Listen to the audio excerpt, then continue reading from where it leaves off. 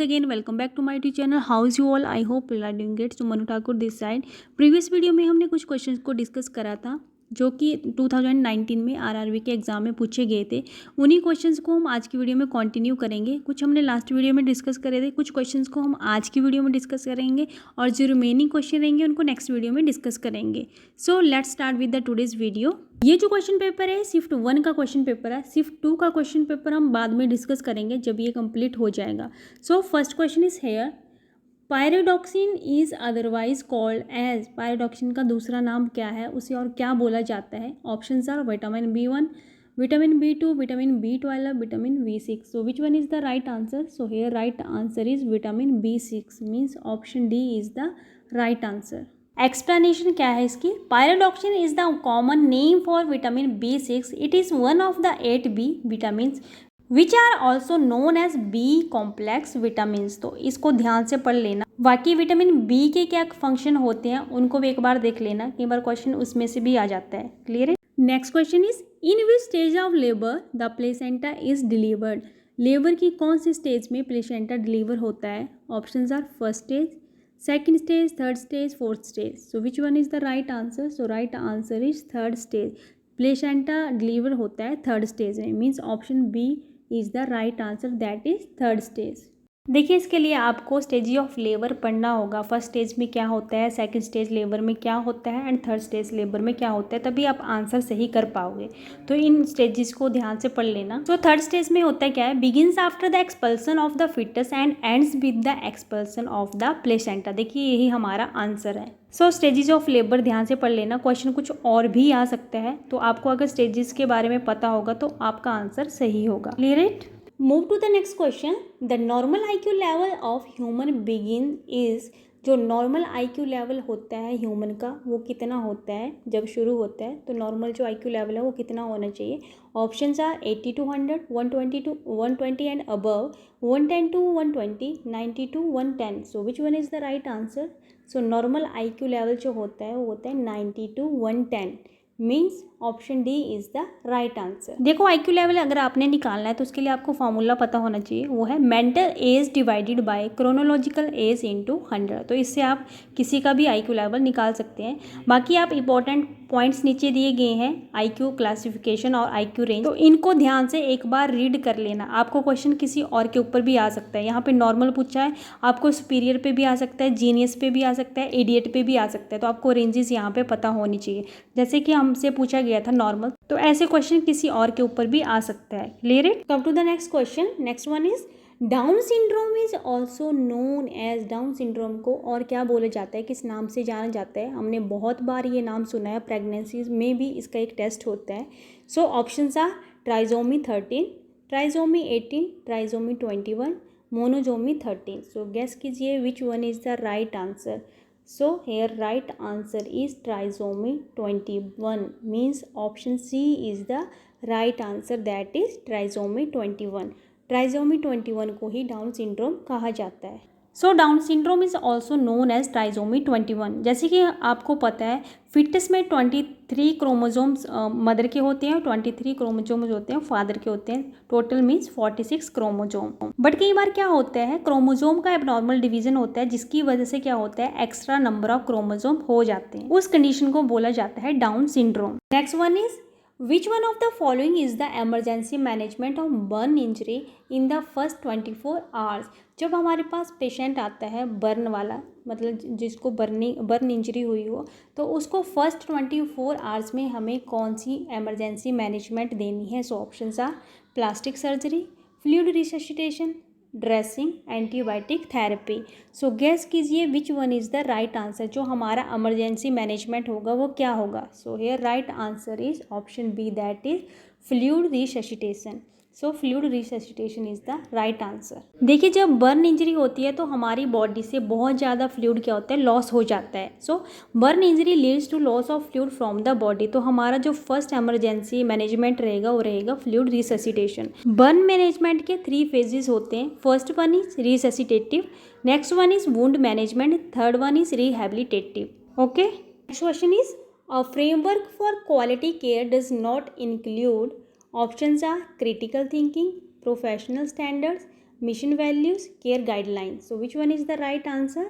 So here right answer is critical thinking, means option A is the right answer. Critical thinking क्या होता है? It is a mental process used in problem solving and making decision. Critical thinking को use किया जाता है problem को solve करने के लिए और डिसीजन लेने के लिए. So क्वेश्चन हमारा फ्रेमवर्क के ऊपर है. So the framework include professional standards, vision, values and guidelines. So इसमें हमारा critical thinking नहीं आएगा. So option A is the right answer. Come to the next question.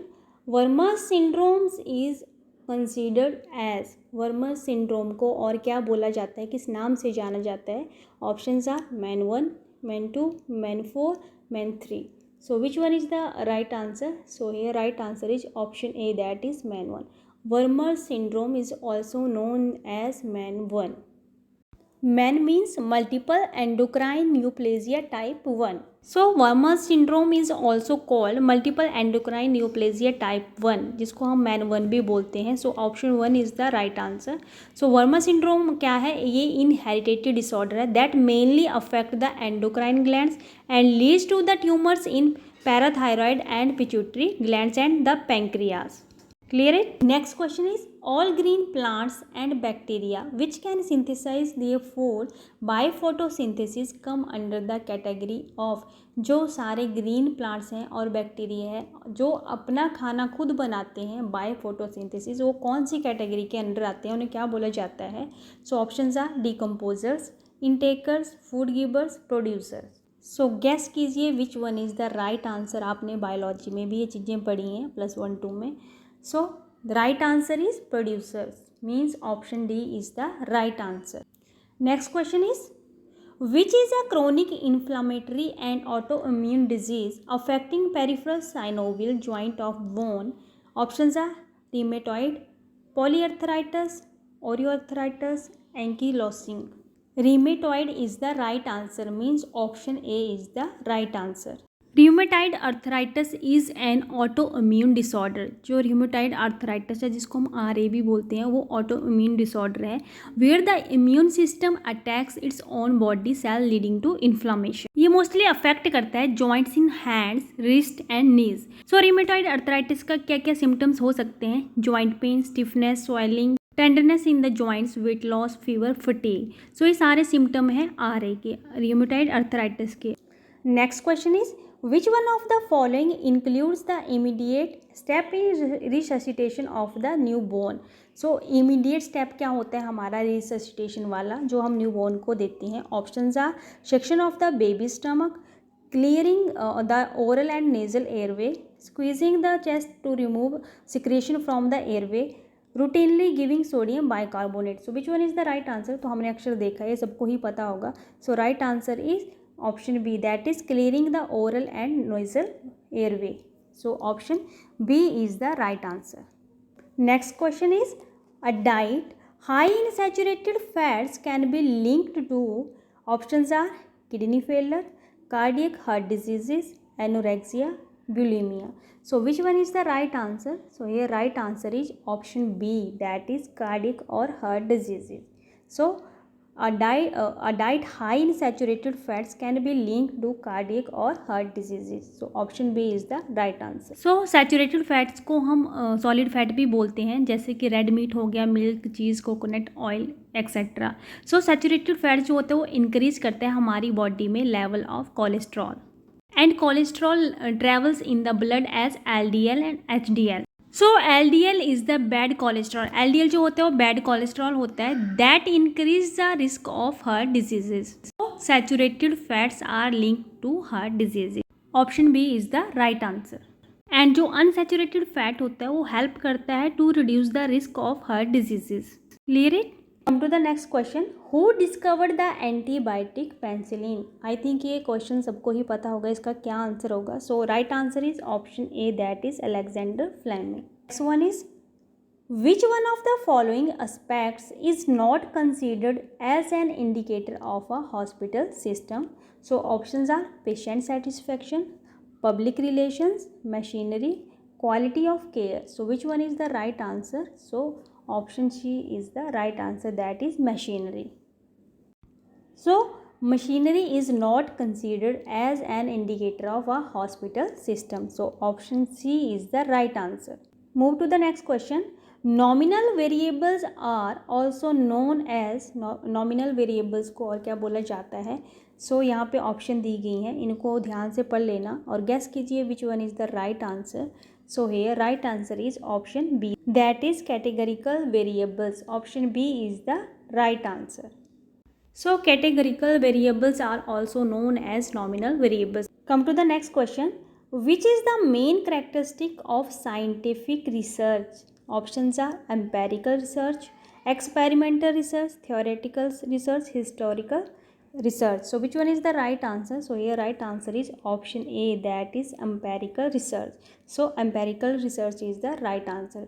So empirical research is the main characteristics of scientific research. It is a social institution and a way to produce knowledge. The main characteristic of scientific research is empirical research. जो main characteristic है scientific research का वो है empirical research. Its characteristics would be that it is based on observable and measurable evidence. इसके जो characteristics हैं वो based होते हैं observe और measurable evidence के ऊपर. So characteristics of scientific research is a empirical research. Clear it? सो ये था हमारा आज का वीडियो. बाकी जो प्रीवियस ईयर की वीडियोस हैं वो ऑलरेडी चैनल पे डली हैं, आप प्लेलिस्ट में जाके चेकआउट कर सकते हैं. और बाकी जो नर्सिंग के कम्पिटिटिव एग्जाम है उनकी भी वीडियोस ऑलरेडी चैनल पे डली हैं. प्लेलिस्ट में आपको इजीली सारी चीज़ें देखने को मिल जाएंगी. बाकी जो बीएससी नर्सिंग, पोस्ट बेसिक और जीएनएम के स्टूडेंट हैं, अगर उनको नोट्स के रिगार्डिंग कोई क्वायरी है तो मुझे इंस्टाग्राम पर DM कीजिएगा. इंस्टाग्राम का लिंक आपको चैनल पर मिल जाएगा अबाउट सेक्शन में. वैसे हर वीडियो के डिस्क्रिप्शन में मेरे सोशल मीडिया के लिंक डले हुए हैं, तो आप मुझे वहाँ पे भी फॉलो कर सकते हैं. So that's all about today's video. I hope ये वीडियो आपके लिए हेल्पफुल रहेगी. अगर वीडियो अच्छी लगे तो वीडियो को लाइक, शेयर, कमेंट जरूर कीजिएगा. अगर चैनल पे नहीं आए हैं तो चैनल को भी सब्सक्राइब जरूर कीजिएगा. मिलते हैं नेक्स्ट वीडियो में नेक्स्ट टॉपिक के साथ. तब तक के लिए बाय बाय, टेक केयर, खुश रहिए, स्वस्थ रहिए. Thanks for watching.